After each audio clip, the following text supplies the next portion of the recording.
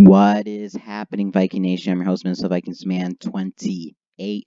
Wild Card Weekend is upon us, and the Minnesota Vikings are going to be taking on the New Orleans Saints in the Superdome at noon on Sunday indoors, which makes everything a little bit better for the Vikings and Kirk Cousins. We do best at a noon game. We do best when it's indoors. So all the conditions are going to be right, but the team not so much because we're going to be playing against a very high-powered offense and a sometimes good defense.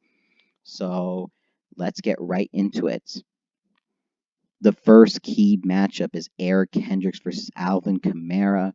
This is going to be a great matchup to watch. Kendricks has been playing lights out this entire year, and Alvin Kamara, who has had sort of a down year, but is still a very, very valuable weapon of theirs. He can run the ball very good. Great receiver. He can definitely pick up the chunks of yards for them. A couple years ago, when we played the Saints in the NFC divisional game, we minimized Alvin Kamara, and we did win the game on a miraculous play. But for the most part, we held him in check, and that's how we're going to have to win this game.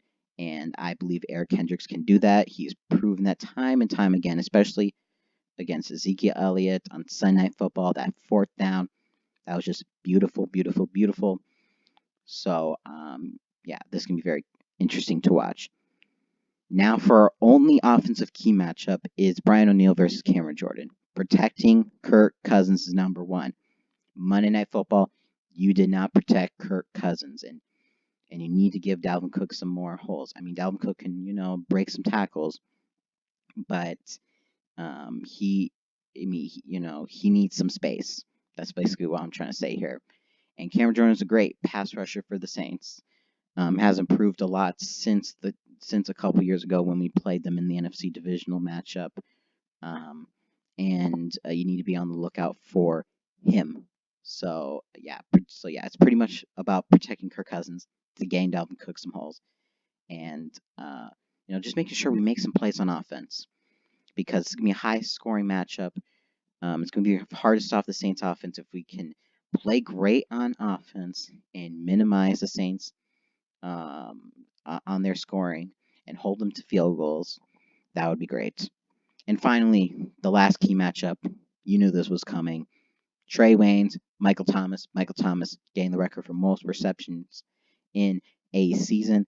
I mean, in terms of the reception record, now don't criticize me for this, but receptions in a season, I don't take that as seriously as yards and all that, because you could pass to one receiver a lot, and and that's how you get the record. So I'm not as impressed by receptions, but he is a great receiver. Don't get me wrong. He is a great receiver, probably the best receiver in the NFL right now, alongside Julio Jones.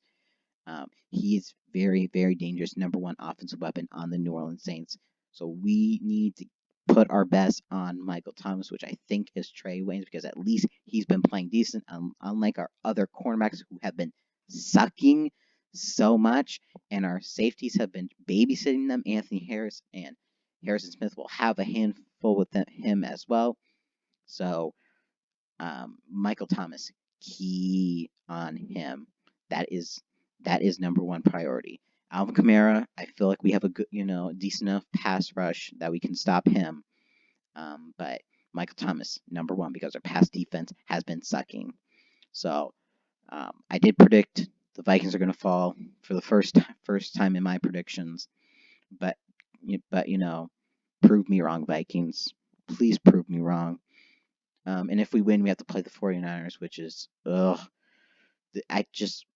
Seahawks just messing everything up. We could have played the Seahawks in the wild card, Packers in divisional, and then, have some confidence going into that conference championship game, which probably would be against the New Orleans Saints. But, things just doesn't go our way, and we have to play with what we got. So yeah, this has been Minnesota Vikings Man 28, and as always, Skull.